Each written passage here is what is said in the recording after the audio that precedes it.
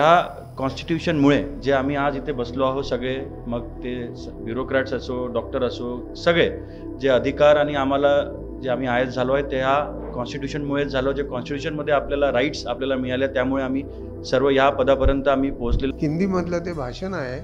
मी यासाठी याचा उल्लेख केला की याची दखल त्यावेळेस प्रधानमंत्र्यांनी केली आहे. ठीक आहे, आता नागपूरची दखल जरी घेतली नसेल तरी हे फॅक्ट आहे की हे सुरुवात तिथून झाली आहे, नागपूर जिल्ह्यातून झालेली आहे. ते कोणी केली हे महत्त्वाचं नाही आहे, पण हे देशाचं संविधान आपण आता शाळेच्या भिंतीतून आता म्हणजे पुस्तकात बंदिस्त होतं ते शाळेच्या, पण त्या संविधानाच्या तत्वावर आपलं आचरण करणं किंवा त्याचं पालन करणं हेही तेवढंच महत्त्वाचं आहे. बऱ्याच लोकांना संविधान आज माहीत असेल, संविधानामध्ये काय लिहिलेलं आहे तेही माहीत आहे, पण संविधानाच्या त्या अर्थाने ते आपलं पालन करतात का? नाही करत. ची संकल्पना काय आहे हे प्रत्येकाला माहीत असलं पाहिजे, कारण की प्रत्येकाला आम्ही भारताचे लोक आणि पूर्ण preamble we the people of India having solemnly resolve to constitute India, हे सर्व गोष्टी पाठ प्रत्येकाला होणं मला असं वाटतं की शक्य आहे नाही. प्रत्येकाने त्यामध्ये इंटरेस्ट घेतील न घेतील.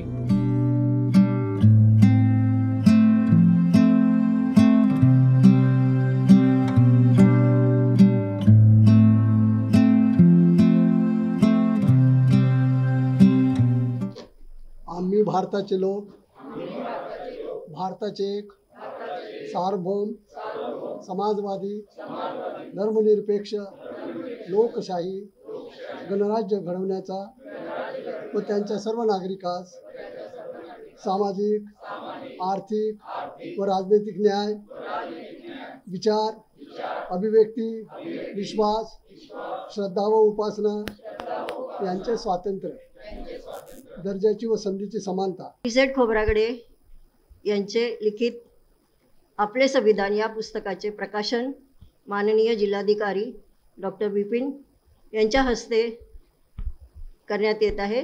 मी त्यांना विनंती करते की त्यांनी पुस्तकाचे प्रकाशन करावे.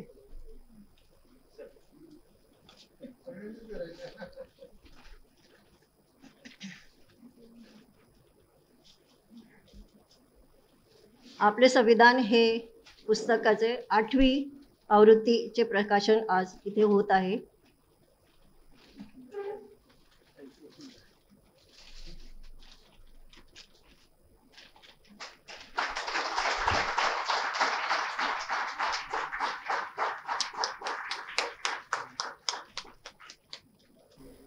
आमचे वरिष्ठ इझेड खोब्रागडे सर त्यांनी जे पुस्तक लिहिलेलं आहे आपल्या भारतीय कॉन्स्टिट्यूशनवर आपले संविधान, त्या पुस्तकाच्या विमोचन या कार्यक्रमानिमित्त मंचावर असलेले आमचे अजून एक माझे मेडिकलचे सिनियर आणि पद्मश्री मेश्राम सर, ते आमचे PJ चंदीगडला आमचे खूप वरिष्ठ सिनियर आहेत, कारण त्यांनी आणि मी दोघांनी पण आम्ही त्याच ठिकाणी येऊन आमचं पोस्ट ग्रॅज्युएशनला ॲडमिशन घेतले असेल, त्यांचंही मी इथे स्वागत करतो. माझे ज्युनियर कलिग आणि आपल्या जिल्हा परिषदेचे मुख्य कार्यकारी अधिकारी महामुनीजी, सगळ्यांचं मी या कार्यक्रमाला सरांच्या वतीने स्वागत करतो आणि सरांनाही धन्यवाद करतो की आपण आपल्या पुस्तकाच्या विमोचनाला आम्हाला इथं आमंत्रित केलं, म्हणून आपलं पण मी धन्यवाद करतो आणि दिलगिरी व्यक्त करतो की प्रोटोकॉल अध्यक्ष भाषणापहिले मी बोलतो, कारण मला आज एक छोटीशी परीक्षा असल्यामुळे मला तिथे टाईमवर जायचं असल्यामुळे सर्वप्रथम तर खोब्रागडे सरांना या पुस्तक लिहिण्याबद्दल मी मनपूर्वक त्यांचं अभिनंदन करतो, कारण ह्या कॉन्स्टिट्यूशनमुळे जे आम्ही आज इथे बसलो आहोत सगळे, मग ते ब्युरोक्रॅट्स असो, डॉक्टर असो, सगळे जे अधिकार आणि आम्हाला जे आम्ही आयत झालो आहे ते ह्या कॉन्स्टिट्यूशनमुळेच झालो. जे कॉन्स्टिट्यूशनमध्ये आपल्याला राईट्स आपल्याला मिळाले त्यामुळे आम्ही सर्व ह्या पदापर्यंत आम्ही पोहोचलेलो आहे. आणि सरांनी एक दुसरा पण विषय ठेवला आहे की संविधान जागृततेची आवश्यकता. सर, मी सांगू इच्छितो की महाराष्ट्र शासनसुद्धा याच्यावर खूप काम करत आहे आणि आता शासनाने एक योजना काढली आहे की घर घर संविधान, जेणेकरून आणि मागच्या काही दिवसांपूर्वी CM सरांनी आणि आपल्या जिल्ह्याचे पालकमंत्री महोदय त्यांनी पण एक आपल्या जिल्ह्यामध्ये आपण तो प्रोग्राम लॉन्च केला की जे सगळे 10 लाख कुटुंब आपल्या नागपूर शहरामध्ये, नागपूर ग्रामीणमध्ये सगळे मिळून जे 10 लाख कुटुंब आहेत त्यांच्या घरोघरी आम्ही संविधानाचा जो प्रिॲम्बल आहे, प्रास्ताविक आहे, ते सगळ्यांच्या घरी आम्ही फ्रेम करून सगळ्यांना देऊ, जेणेकरून तुम्हाला रोज ते बघून आपल्या नागरिकांना जनरली सर आता आम्ही जे काय बघतो सगळे लोक आपल्या राईट्सच्या प्रती जागरूक झालेले आहे, परंतु कुठेतरी आपल्या ड्युटीज, कारण संविधान हे फंडामेंटल राईटच्या बाबतीतही बोलतो आणि ड्युटीजच्या बाबतीतही आपण त्याच्यामध्ये बोलतो. त्याच्यामध्ये ड्युटीज आपल्याला आखून दिलेल्या आहे संविधानामध्ये, त्याचं पण आपण अंमलबजावणी करायची अत्यंत आता सोसायटीमध्ये गरज आहे. आणि आपल्या संविधानाबाबत सांगायचं म्हटलं तर सगळ्यात उत्तम म्हणजे आपण जर गुगलवर टाकलं की characteristic of and fundamental of our Indian constitution, तर सगळं आपल्याला लेख मिळेल की काय काय किती अमेंडमेंट झाले आहे, किती आपल्याकडे त्याच्यामध्ये आर्टिकल्स आहेत, काय राईट्स दिलेले आहे, शासनाचे काय कर्तव्य आहे, इंडिपेंडेंट ज्युडिशरी आहे, सगळं काही त्याच्यामध्ये दिलं. आणि सरांचं हे पुस्तक मी काल सरांनी एक त्याचं रफ कॉपी आम्हाला हे दिली होती की विपिन पढो, तर तेही आम्ही थोडं वाचत, ज्यामध्ये सगळं काही सरांनी सारांशमध्ये या पुस्तकांमध्ये दिलं. आणि कुठेतरी संविधानाचं जागरूकता सोसायटीमध्ये होण्याची काय गरज आहे हे या पुस्तकाच्या माध्यमातून सरांनी सांगण्याचा प्रयत्न केलेला आहे. मी सर याचं सेकंड एडिशन आपण थर्ड एडिशन काढावं, हे झाल्यावर त्याची पण आपल्याला मी विनंती करील. आणि सगळ्यांनी इथे जे प्रेक्षक आज या लॉन्च सेरेमनीला आलेले आहे आणि आपल्या घरात असलेले आपले जर मुलं ग्रॅज्युएट झालेले 12वी फर्स्ट इयरमध्ये, त्यांना पण हे पुस्तक आणि कॉन्स्टिट्यूशनच्या बाबतीमध्ये वाचायला तुम्ही विनंती करा, त्यांना मोटिवेट करा, एवढंच मी सांगतो. आणि अजून एकदा सरांना मनपूर्वक अभिनंदन करतो या पुस्तकाचं विमोचन केल्याबद्दल आणि आम्हाला या सगळ्यांना या ठिकाणी या मंचावर आपण या कार्यक्रमासाठी बोललो त्याबद्दल आपले आणि आपल्या इझेड फाउंडेशनच्या मी मनपूर्वक सर धन्यवाद. खरं म्हणजे या मागची जी भूमिका आहे पुस्तकाची, तर आम्ही तसं काही मी काही संविधानाचा एक्सपर्ट नाही आहे, पण जेव्हा 2015ला भारत सरकारने संविधान दिवस हा देशभर साजरा करण्याचं लागू केलं, तेव्हा म्हणजे सकाळ वृत्तपत्र होतं, त्या वृत्तपत्राने एक मालिका सुरू केली होती आणि त्यांचा आग्रह त्यावेळेचे शैलेश पांडे सर होते आणि भूपेंद्र गणवीर सर होते, प्रमोद काळभांडे. तर ते म्हणाले की तुम्ही नागपूर जिल्हा परिषदमध्ये शिव असताना तुम्ही हे शाळेतून वाचन सुरू केलं, संविधान दिवस केला, नंतर पुढे पुढे ते महाराष्ट्रात झालं, आता देशात झालं. तर जागर नावाचं लेख मालिका त्यांना वर्षभर चालवायची होती. तर ते म्हटले तुम्ही लिहा 500 शब्दाचं एक लेख दर 15 दिवसांनी लिहा. तर तो मग मी पण आपोआप वृत्तपत्राची संधी आली, नॉर्मली अशी संधी मिळत नाही. तर मी पण विचार केला चला आपण लिहूया, या निमित्ताने आपलं पण वाचन होईल. तर मी ते लिहू लागलो आणि मग ते एक 24 लेख झाले त्याचे. आणि मग 24 लेख झाल्या तर सकाळ पेपरमध्ये आमचे हायकोर्टचे रिटायर्ड जस्टिस किशोर रोही सर, त्याचा मी या पुस्तकात उल्लेख पण केला भूमिकेत. तर ते जेव्हा वाचत होते प्रत्येक लेख सकाळमध्ये, तर ते मला आवर्जून फोन करून सांगायचे की हो मराठीमध्ये लिहिलेलं आहे, खूप छान आहे. आता ते स्वतः कॉन्स्टिट्यूशनल एक्सपर्ट आहेत, हायकोर्ट जज पण आहेत, पण त्यांचा विषय पण कॉन्स्टिट्यूशन लॉचा आहे. तर ते मराठीत असल्यामुळे त्यांना वाटलं की नाही समजासाठी सोपं आहे. तर त्यांनी सजेस्ट केलं की याचं पुस्तक करा तुम्ही. तर त्यांच्या सल्ल्यानुसार मग ते पुस्तक केलं आणि ते 2017ला पहिली आवृत्ती झाली. मी माझ्या प्रशासकीय अनुभवावर आतापर्यंत 3 पुस्तकं लिहिलेले आहेत. माझी सुरुवात अनेकांना माहीत आहे गडचिरोली जिल्ह्यातल्या नक्षलग्रस्त भागातून झाली 1984 पासून. तर तिथल्या अनुभवावर मी एक पुस्तक लिहिलं आणखी एक पाऊल मराठीत, आणि त्याचं प्रकाशन 2015ला विदर्भ साहित्य संघात डॉक्टर प्रकाश आमटे आणि मंदाकिनी आमटे यांच्या हस्ते झालं. दुसरं पुस्तक मग परत स्टोरी रूपामध्ये मी प्रशासनातले समाजशास्त्र हे पुस्तक लिहिलं. त्याची पण अशी स्टोरी झाली की महाराष्ट्र टाइम्समध्ये श्रीपाद अपराजित संपादक ते म्हणाले की तुम्ही प्रशासकीय अनुभवावर, तर त्याचं हेडलाईन होतं लेखमालिकेचं की माणूस व्यवस्था. तर ते म्हटले तुमचा अनुभव आहे तर तुम्ही लिहा. तर ते 250-300 शब्दामध्ये ते लिहित होतो मी. ते संपल्यानंतर पुन्हा सकाळवाल्यांनी एक लेख मालिका सुरू केली होती की तेवढे तुमच्या अनुभवावर लिहा. तर हे लेख लिहिल्यानंतर मला वाटलं की आपण याचं पुस्तक करावं. तर त्यामुळे ते प्रशासनातले समाजशास्त्र हे एक पुस्तक केलेलं आहे. त्याचं प्रकाशन मात्र पुण्याच्या सावित्रीबाई फुले विद्यापीठामध्ये झालं. आणि मग तिसरं पुस्तक आत्ता त्याचं प्रकाशन दीक्षाभूमीच्या नहा कुंभारे सभागृहामध्ये आत्ता 29 डिसेंबर 2024ला झालं. त्या पुस्तकाचं नाव आहे प्रशासनात आंबेडकरवाद. आता प्रशासनात आंबेडकरवाद हा शब्द, आंबेडकरवाद वाटलं की प्रशासनातल्या लोकांना काही ना काहीतरी असं हलचल होत असते. आंबेडकरवाद हे कॉन्स्टिट्युशनलिझम आहे आणि कॉन्स्टिट्युशनलिझम हे नॅशनलिझम पण आहे. आणि त्यामुळे खऱ्या अर्थी जर राष्ट्रवाद असेल, नॅशनलिझम असेल, तर तो आंबेडकरवादात आहे, तो विचारात आहे. त्यामुळे प्रशासनात काम करणाऱ्या लोकांनी किमान बाबासाहेब, आणि बाबासाहेब संविधानाचे निर्माते आहे, त्याचा मोठा इतिहास आहे. तर अशा पद्धतीचं ह्या पुस्तकाची रचना झालेली आहे. आणि मी तसा रायटर नाही आहे, पण हा जो प्रवास आहे, आता शिवसाहेब या ठिकाणी आहेत, तर त्यांच्या माहितीसाठी सांगतो. त्या पुस्तकात जे बुकलेट दिलेलं आहे संविधान ओळख, त्यामध्ये काही डॉक्युमेंटेशन आहे, त्याच्यातली स्टोरी आहे. म्हणजे हे असं काही ठरवून केलेलं काम नाही आहे, पण असं वाटलं आहे की ज्या संविधानाने आपल्याला संधी दिली तर आपण संविधानाप्रती जागृतीचं काहीतरी काम हे केलं पाहिजे ना. त्या भावनेने हे झालेलं काम आहे आणि ते पुढे होत गेलं. नागपूर जिल्ह्यात झालं, ते नंतर वर्धा जिल्ह्यात झालं, ते समाज कल्याण म्हणून झालं, पुढे पाठपुरावा झाला, शाळेच्या पहिल्या पानावर प्रियांबल आलं. महाराष्ट्र शासनाने 2008मध्ये संविधान दिवस घोषित केला, तो पहिला 2005 नागपूरमध्ये झाला. मग भारत सरकारने 2015मध्ये घोषित केला.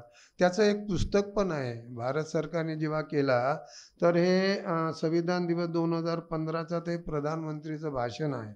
आता हे अनेकांना माहीत नसेल, ते प्रधानमंत्रींनी जे दिलेलं भाषण आहे ते 27 डिसेंबर 2015ला त्यांनी लोकसभेत भाषण दिलं आणि 1 डिसेंबर 2015ला राज्यसभेत भाषण दिलं.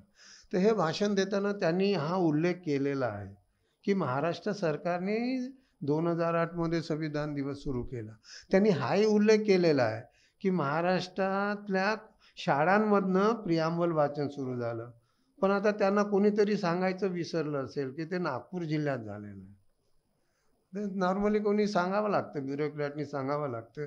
तर ते म्हणाले की हा अतिशय चांगला उपक्रम आहे की शाळेतून आपण ते वाचन करतो आणि मग आत्ता आपण 2015पासून आपण देशभर करतो, तर तो उत्सव म्हणून झाला पाहिजे. अशा अनेक गोष्टी या भाषणामध्ये आहे. हिंदीमधलं ते भाषण आहे. मी यासाठी याचा उल्लेख केला की याची दखल त्यावेळेस प्रधानमंत्र्यांनी केली आहे. ठीक आहे, आता नागपूरची दखल जरी घेतली नसेल तरी हे फॅक्ट आहे की हे सुरुवात तिथून झाली आहे, नागपूर जिल्ह्यातून झालेली आहे.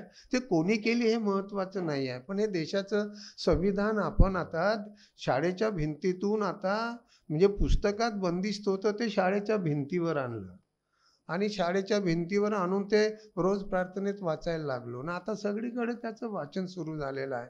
तर हे असं एक चांगलं काम आपल्या नागपूरमधून झालेलं आहे. मला या ठिकाणी उल्लेख केला पाहिजे की मी त्या जिल्हा परिषदमध्ये 2005-06 16-17 महिनेच होतो मी. तर त्यामधलं हे एक महत्त्वाचं काम आणि अनेक गोष्टी झालेल्या आहेत. तर त्या जिल्हा परिषदबद्दल मला पण एक आकर्षण होतं. नागपूरसारखी जिल्हा परिषद खूप महत्त्वाची असते. आणि आत्ता जे तुम्ही मुख्यमंत्री यांनी जो 100 दिवसाचा कार्यक्रम केला, तुम्ही वृत्तपत्रामध्ये वाचलं असेल की या 100 दिवसाच्या कार्यक्रमामध्ये नागपूर जिल्हा परिषदला दुसऱ्या क्रमांकाचं, 5 जिल्हा परिषदेमध्ये नागपूर जिल्हा परिषद ही दुसऱ्या क्रमांकावर त्यांनी परफॉर्मन्स आहे. आणि त्याचं क्रेडिट विनायक महामुनी जे CO साहेब आहेत त्यांना आहे, जिल्हाधिकारी यांना आहे. 100 दिवसाच्या कार्यक्रमातच जिल्हाधिकाऱ्यांचं योगदान आहे. एवढंच नाही तर राजीव गांधी प्रशासकीय गतिमानता प्रगती ही योजना तेव्हाही होती. आम्ही CO कलेक्टर असताना पण होती ती योजना. आणि खरं सांगतो मी, हे संविधानाचा जो इनोव्हेटिव्ह कार्यक्रम आहे, वर्धा कलेक्टर असताना मी पण GADकडे प्रस्ताव दिला होता. तर ते GADने ते प्रस्ताव वाचून ते म्हणाले की आम्ही हे कमिटी पुढे ठेवतो, पण ते काही त्यांनी मान्य केला नाही. पण ते कमिटीने मान्य केला नसला तरी शेवटी राज्याचे मुख्यमंत्री त्यावेळचे विलासराव देशमुख आणि मग देशाचे प्रधानमंत्री नरेंद्र मोदी यांनी मात्र संविधान जागृती आवश्यक आहे आणि ती आता आपल्याला करावं लागेल. वेगवेगळ्या माध्यमातून शाळा, कॉलेजेस, विद्यापीठ, शासकीय कार्यालयात आणि ते आदेश काढून ते होत आहे. त्यामुळे संविधान समजून घेणं हे खूप महत्त्वाचं आहे. आणि त्याचे जे कॅम्पेन चालतात, आता तर खूप कॅम्पेन चालतात. यापूर्वी असं होत नव्हतं. एका लिमिटेड क्षेत्रात संविधानाची चर्चा होत नव्हती असं नाही आहे. ज्युडिशरीच्या क्षेत्रामध्ये होत होती किंवा पॉलिटिकल सायन्स आहे सेमिनार होत होती. पण शाळेतून प्रिॲम्बल वाचणं आणि भिंतीत दिसणं एवढंच नाही.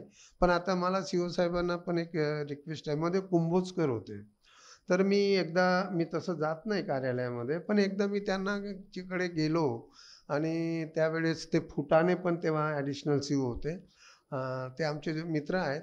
तर मी त्यांना CO साहेबांना हेच म्हटलं की आपण 2005 पासून शाळेच्या भिंतीवर प्रिॲम्बल लिहून सारखं रोज मुलं वाचतात, शिक्षकही वाचतात. तर याचं आकलन शिक्षकांना किती झालं? म्हणजे जी गोष्ट आम्ही रोज वाचतो तर त्याचं आकलन झालं पाहिजे ना. ची पद्धत मग आपल्याला ठरवावी लागेल. तर सिंपल पद्धत आपल्याला अशी ठरवता येईल की न पाहता अचूकपणे प्रिॲम्बल शिक्षक लिहून दाखवतील का? ही एक पद्धत होईल. एकच पान लागेल. तर मी त्यांना सजेस्ट केलं की आपण अशी एक परीक्षा घेऊ नागपूर जिल्हा परिषदच्या शिक्षकांसाठी. जवळजवळ आता तर त्याला 2 दशक झाले, 20 वर्ष झाले, 2005 ते 25. ही 3-4 वर्षापूर्वीची गोष्ट आहे. ते नंतर इथे भंडाऱ्याला collector. So he was very happy की ते म्हटले करू. त्यांनी ते कुंभार मॅडम होत्या शिक्षणाधिकारी, त्यांना सांगितलं ही परीक्षा आपण घेऊया, शिक्षकांचं एनरोलमेंट करू. संविधान फाउंडेशन आणि ते त्यांची बदली झाली, विषय थांबला. मी पण काही पाठीमागे लागलो नाही. मला असं वाटलं की शिक्षक त्याच्यामध्ये इंटरेस्टेड नसतात परीक्षा देण्यामध्ये, आणि जिथं इंटरेस्ट नाही तिथे जबरदस्ती करून काही गोष्टी करू नये. हे काही अकॅडमिक नाही आहे की आपला काही, हे संविधानाचं वाचन हा आपल्या इंटरेस्टचा विषय असला पाहिजे. तो स्वतःहून तो स्वीकारला पाहिजे. तर तो एक विषय राहिला. त्याच्यामुळे ते त्याचं आकलन. आणि दुसरं असं की ठीक आहे त्यावेळेस सुरू झाला तर ते एक नंतर सहारिया साहेब ॲडिशनल CS होते, तर त्यांच्या मागे लागून आम्ही एक GR काढून घेतला. तो 4 फेब्रुवारी 2013चा GR. हे एवढ्यासाठी सांगतो मी की हे संविधान जागृतीची आवश्यकता जे म्हणतो आपण, तर ते हे कॅम्पेन सरकारच्या माध्यमातून झालं तर त्याची व्यापकता मोठी आहे. ते अनेक ठिकाणी जातं. म्हणजे आता शाळेतून जर केलं तर नागपूर जिल्ह्याच्या शाळेत केलं तर 2,000 शाळा असतील, 3-4 लाख विद्यार्थी असतील. म्हणजे हे शासनाचे आहे. मग तुमच्या CBSEच्या इतर शाळा आहेत, त्याच्यानंतर तुमच्या पब्लिक स्कूल्स आहेत. सुरुवात केली तेव्हा माध्यमिकच्या शिक्षणाधिकाऱ्याच्या माध्यमातून आम्ही तो बंधन घातलं होतं की तुम्ही लिहिलं पाहिजे. ते त्यावेळेस लिहिलेलं दिसायचं. आता त्या शाळेचं रिनोव्हेशन झालं, त्यामुळे दर्शनी भागात दिसत नाही. आतमध्ये आहे की नाही मला माहीत नाही. तर हे असं एक कॅम्पेन आता 75 वर्ष संविधानाचे झाले, तर किमान आपल्याला त्याचं उजळणी करता येईल की सगळ्या शाळांमध्ये का नाही. आणि आता तर मग देशाचे प्रधानमंत्रींनी घोषणा केली. एवढंच नाही तर आता जसं ते डॉक्टर विपिन सर सांगत होते, मी देवेंद्र फडणवीस साहेबांना सप्टेंबर 2024 भेटलो होतो. आम्ही 2022 पासून सारखं भारत सरकारकडे आणि भारत सरकारच्या कल्चरल विभागाकडे, म्हणजे फॉर्च्युनेटली माझे जावई पण तिथे डायरेक्टर IRS आहेत, पण he was on deputation director cultural डिपार्टमेंटमध्ये. तर त्यांचे सेक्रेटरी मिनिस्टर यांना मी पण पत्रव्यवहार सुरू केला होता आणि ती प्रोसेस झाली. आणि मग महाराष्ट्र सरकारकडे पण आम्ही मुख्यमंत्री, उपमुख्यमंत्री, मुख्य सचिव वगैरे बोलत राहणं आपलं काम आहे, लिहित राहणं. तर ते आम्ही प्रशासनाचं जे शिकलो नाही, पाठपुरावा करत राहिला. जसं आता 100 दिवसाच्या कार्यक्रमाचे रिझल्ट खूप चांगले आहेत, म्हणजे लोकांचे प्रश्न सुटले पाहिजे. तर आता आम्ही मुख्यमंत्र्याला या कार्यक्रमाच्या माध्यमातून असंही सजेस्ट करू शकतो की घर संविधानाच्या पण साठी तुम्ही 100 दिवसाचा कार्यक्रम आणि स्पर्धा ठेवा. महाराष्ट्रातले कोण कलेक्टर, कोण CO, कोण पोलीस कमिशनर, कोण डिव्हिजनल कमिशनर, मंत्रालयातलं कोणतं विभाग, आणि घर संविधान म्हणजे नुसतं संविधान प्रियांबल वाचन किंवा संविधानाचे हक्क सांगणे करतं एवढ्यापर्यंत मर्यादित नाही. तर याला लिंकअप करा तुम्ही, योजना, महत्त्वाच्या योजना लिंकअप करा. किंवा मग हे शोषित वंचिताच्या वस्त्यांमध्ये, किंवा मग स्कॉलरशिपची योजना असेल, गरिबांसाठी योजना असेल, वस्तीमध्ये सेवा सुविधेच्या असेल. म्हणजे हे संविधान जागृता करणं म्हणजे नुसते कलम सांगणं नाही आहे.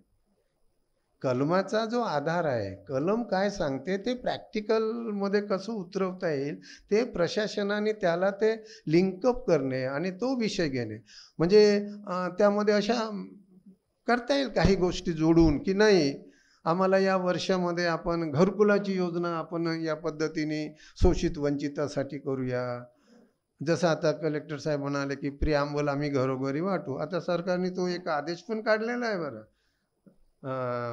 प्लॅनिंग डिपार्टमेंटने, की तुमच्या माहितीसाठी सांगतो की जे डिस्ट्रिक्टचं बजेट आहे त्या बजेटच्या 5% निधी हा घर संविधानाचं प्रियांबल पोहोचवण्यासाठी केलेला आहे. 5% म्हणजे मोठा अमाऊंट होतो. म्हणजे आता नागपूर जिल्ह्याचा प्लॅन साईज समजा 400-500 कोटीचा असेल, आय डोंट नो ॲक्च्युली, तर त्याच्या 5% पैसा म्हणजे 2 वर्षाचा, 24-25, 25-26 या 2 वर्ष असे आदेश काढले. आता ते प्रियांबल नुसतं घरी डिस्प्ले केल्याने काही संविधानाची जागरूकता होत नाही. ते एक झालं. म्हणजे आम्ही 2005ला प्रियांबल डिस्प्ले केलं आणि पोरं म्हणायला लागले, पण आम्ही भारताचे लोक याचा अर्थ समजला का मुलांना? सार्वभौमचा अर्थ समजला का? लोकशाहीचा अर्थ समजला का? धर्मनिरपेक्ष म्हणजे काय? समाजवाद म्हणजे काय? न्याय म्हणजे काय? समता म्हणजे काय? स्वातंत्र्य म्हणजे काय? व्यक्तीची हे प्रियांबलमधले जे शब्द आहेत ते समजले पाहिजे. तर ते समजावून सांगणे, त्यासाठी जसा कार्यक्रम लागतो तसं ते लिटरेचर पण लागतं. आपण जे बेअर ॲक्ट पुस्तक घेतो 395 कलमाचं, ते 395 कलम वाचून काही संविधान समजत नाही. तर संविधान समजून घेण्यासाठी सोप्या सरळ भाषेमध्ये, आता इथे गौतम मेश्राम आहे, गडचेलून आलेले आहे शिक्षक, त्यांनी जवळजवळ हे आपले संविधान पुस्तकं 370 पुस्तकं तो घेऊन गेला आणि तो गडचिरोली जिल्ह्यातल्या शाळांमध्ये जाऊन संविधान सांगतो आणि त्यांना सांगतो की हे पुस्तक घ्या तुम्ही, आणि त्याच्यातले अर्थ समजून सांगणे. तर 1-1, 1.5 तास तिथे ते बोलावतात शाळेत. म्हणजे आजही आपल्याला शाळांमध्ये जरी हे आपण दिसलं असेल, पुस्तकाच्या पहिल्या पानावर जरी प्रियांबल आलं असेल तरी खऱ्या अर्थी आता ह्याची परीक्षा घेण्याची गरज आहे. वेगवेगळ्या पद्धत शासकीय कार्यालयामध्ये डिस्प्ले झालेला आहे. न बघता आपल्याला प्रियांबल सांगता आलं पाहिजे, अचूक लिहून दाखवता आलं पाहिजे. 395 कलमांचा सार, 22 भागाचा सार मुळातला हा एका पानात आलेला आहे, प्रियांबलमध्ये आलेला आहे. आणि म्हणून प्रियांबल खूप महत्त्वाचा आहे. तो संविधानाचा इंटिग्रल पार्ट आहे, सार आहे, संविधानाची ओळख आहे, संविधानाचा आत्मा आहे. म्हणजे प्रियांबल समजलं की संविधान समजतं. तर मग आता हे प्रियांबलवरच जोर दिला पाहिजे, ते समजून घेण्याच्या अशा अनेक गोष्टी आहेत. आणि म्हणून ती एक राही श्रुती यांनी पण संविधानावरचा मी एक इंटरव्ह्यू ऐकला होता. तर त्यांनी असं सांगितलं की संविधान म्हणजे काय, तर संविधान हा लाईट आहे, LIGHT, लाईट. मला तो शब्द खूप आवडला. लाईट म्हणजे प्रकाश. प्रकाश म्हणजे आपल्या जीवनातला अंधकार दूर करतो. प्रकाश आला की अंधकार दूर होतो, म्हणजे ते संविधान दूर करतं. म्हणजे संविधानाची सोपी व्याख्या काय आहे, दर्जनों भाषा, सैकड़ों विधी, हजारों विधान आहे, जो जोडकर सबको साथ रखे वो संविधान आहे. म्हणजे माणसं जोडण्याचं काम संविधान करतं. आणि म्हणून पुढे काय सांगतात, वाचलं का पाहिजे, तो फुर्सत निकाल के पढ़ो मुझे, मैं तुम्हारी बेमिसाल उलझनों का मुकम्मल समाधान हूँ, मैं भारत का संविधान हूँ. म्हणजे भारताचं संविधान त्याच्यासाठी वाचायचं. लाईटमध्ये तिने काय सांगितलं, L म्हणजे काय, लव टू ऑल, सगळ्यांना प्रेम करा, संविधान प्रेम करायला सांगते, बंधुभाव आहे. I म्हणजे इल्युमिनेट, ज्याला आपण अत्तदीपभाव म्हणतो, इल्युमिनेट सेल्फ, स्वयंप्रकाशित व्हा. G म्हणजे गव्हर्न, स्वतःला गव्हर्न, स्वयंशासित पण होणे. H हार्मोनाइज, ज्याला सौंदर्य म्हणतो आपण. आणि T ट्रान्सफॉर्म, सेल्फ ट्रान्सफॉर्म आणि अदर्स ट्रान्सफॉर्मेशन. असं याला GST, असं खूप सुंदर सोप्या शब्दामध्ये लोकांनी संविधान समजून सांगण्याचं काम केलेलं आहे. तर अशा पद्धतीचं हे देशाचं संविधान आहे. आणि म्हणून आत्ता जर आपण 75 वर्षाचं, मी किरण रिजिजू जे पार्लमेंटरी अफेअर्स मिनिस्टर आहे, मी दिल्लीत असताना आय मेट हिम, आणि मी त्यांना हे पण सजेस्ट केलं होतं की 75 वर्ष आहे तर आपण पार्लमेंटमध्ये जसं आझादी का अमृत महोत्सव केला आणि घर घर तिरंगा केला, चांगलं आहे ते. म्हणजे उगीच विरोध करण्याला काही कारण नाही. काही गोष्टीला आपल्याला, काही लोकांना सवय लागलेली असते की कोणत्याही गोष्टीला विरोध करा. जे चांगलं आहे ते चांगलं आहे, आणि जे नाही चांगलं असेल तर ते का चांगलं नाही ते सांगणे आणि चांगलं करण्यासाठी प्रयत्न करणे. तर मी त्यांना भेटलो होतो त्यावेळेस. अनायसे सुलेखाताई कुंभारे पण होत्या मला भेटल्या तिथे त्या ठिकाणी. आणि मी किरण रिजिजूंना असं म्हणालो होतो की पार्लमेंटमध्ये तुम्ही असं 2 दिवसाची चर्चा घडवून आणली पाहिजे. पार्लमेंटमध्ये पण प्रिॲम्बल वाचन झालं पाहिजे. तर तुम्हाला माहीत असेल ज्यांनी बघितलं तर 26 नोव्हेंबर 2024ला महामहिम राष्ट्रपती यांनी स्वतः प्रिॲम्बलचं वाचन केलं संसदेच्या सेंट्रल हॉलमध्ये. आणि तो सेंट्रल हॉलमध्ये खरा अर्थी तो संविधानाचं सभागृह आहे ते. म्हणजे जिथे संविधान निर्माणची प्रक्रिया झाली तर तिथे प्रधानमंत्री होते, उपराष्ट्रपती होते, विरोधी पक्षाचे नेते होते, सगळे मंत्री खासदार, आणि स्वतः देशाच्या राष्ट्रपतींनी प्रिॲम्बल म्हणणं की ज्याची खरं म्हणजे आपण जेव्हा कोरिलेट करतो की 2005मध्ये नागपूर जिल्ह्यात त्याचं वाचन होणं आणि 2024मध्ये संसदेच्या सेंट्रल हॉलमध्ये, म्हणजे नागपूरकरांनी खरं तर खूप स्वतःला अभिमान बाळगला पाहिजे. नागपूर जिल्ह्याने त्याचा अभिमान बाळगला पाहिजे की आम्ही हे केलं आणि आम्ही देशाला दिशा दाखवली. XYZ इम्पॉर्टंट नाही आहे माझ्या दृष्टीनं या सगळ्या प्रक्रियेमध्ये. तर ते अशा पद्धतीचं काम, आणि ते प्रिॲम्बल झालं 2 दिवस. ते लोकसभेमध्ये 2 दिवस झालं, 13-14 आणि 15-16 हे राज्यसभेत झालं. त्याचा रेकॉर्ड आहे. जसं मी 2015चं हे पुस्तक मला मिळालं आहे त्याच्यामध्ये आहे. आणि हे 2015ला हे संविधान दिवस भारत सरकारने कसा साजरा केला याची खरी स्टोरी जर माहीत करायची असेल विनायक, श्रीकर परदेशीला विचारलं पाहिजे. He was in PM that time. आणि ते आणि मी आम्ही दोघं याच्यावर वर्क केलं होतं. पण ही इज इन्स्ट्रुमेंटल पर्सन, म्हणजे त्यांनी त्याचा पॉझिटिव्ह ॲटिट्यूड जो आहे त्यांच्याकडे तो दाखवला. आणि त्यामुळे ते 2015ला कधीतरी श्रीकरला भेट झाली तर विचारा म्हणा, तुमची आठवण करत होते. तर कोणी ना कोणी या गोष्टीला मदत करणारा लागत असतो. शासन व्यवस्थेमध्ये जसं असतो, म्हणजे तुमच्याकडे एखादी आयडिया असेल तर ती आयडिया जर आपण घेऊन आलो तर ती चर्चा केल्याने आपण ती पुढे घेऊ शकतो. म्हणजे जसं हे संविधानाचं आता महाराष्ट्र शासनाने 10 ऑक्टोबरला GR काढला. म्हणजे मी जे सांगत होतो, सप्टेंबरला मी देवेंद्र फडणवीस साहेबांना भेटलो. मी सहजा ते भेटत नाही, दरबारात जावं लागते, पण आम्ही दरबारात जात नाही. पण ते भेटलं तेव्हा मी त्यांना सांगितलं की 2022 पासून आम्ही तुमच्या पाठीमागे लागलो आहे. तुम्ही का नाही करत? संविधानाबद्दल जर तुम्ही सगळं चांगलं सांगता तर आझादीचा अमृत महोत्सव केला तर संविधानाचा अमृत महोत्सव का करत नाही? हे महत्त्वाचं आहे ना. तर ते म्हटले ठीक आहे. तुम्ही त्यांना ते पत्राची प्रत पण दिली, काही गोष्टी सांगितल्या. ते म्हटले मी करतो. आणि त्यांनी केला. सामाजिक न्याय विभागाने 10 ऑक्टोबर 2024चा GR काढला. आता तो GR 5 पानाचा आहे. मी परवा माझ्या गावी कार्यक्रम होता, चंद्रपूर जिल्ह्यात माझं गाव आहे. तर तिथल्या सरपंचाला मी विचारलं, त्यांनी संविधानाचा कार्यक्रम केला, हा GR बघितला का, आला का तुमच्याकडे? नाही आला. म्हणजे GR जरी काढला असेल 10 ऑक्टोबर 2024ला, तरी एप्रिलपर्यंत जर GR ग्रामपंचायतमध्ये पोहोचला नसेल तर घर घर संविधान होईल कसं? म्हणजे सरपंचाला पण विचारावं लागेल की GR आला का. सरपंचाची 1 दिवसाची कार्यशाळा घ्यावं लागेल. तुम्ही आम्हाला बोलवलं तर आपल्याकडे संविधान सांगणारे, समजून सांगणारे, GR वाचून घेणारे लोक आहेत. मग त्या GR मध्ये नेमकं काय आहे? तर राज्य स्तरावर मुख्य सचिवांच्या अध्यक्षतेखाली कमिटी आहे, जिल्हाधिकाऱ्यांच्या अध्यक्षतेखाली कमिटी आहे. हा सगळं मेकॅनिझम आहे. खूप चांगल्या चांगल्या गोष्टी तिथे सांगितलेल्या आहे की त्या करायच्या. आणि ते फक्त याच वर्षी करायच्या असं नाही, तर ते अनेक वर्ष आता ते करत राहायचं.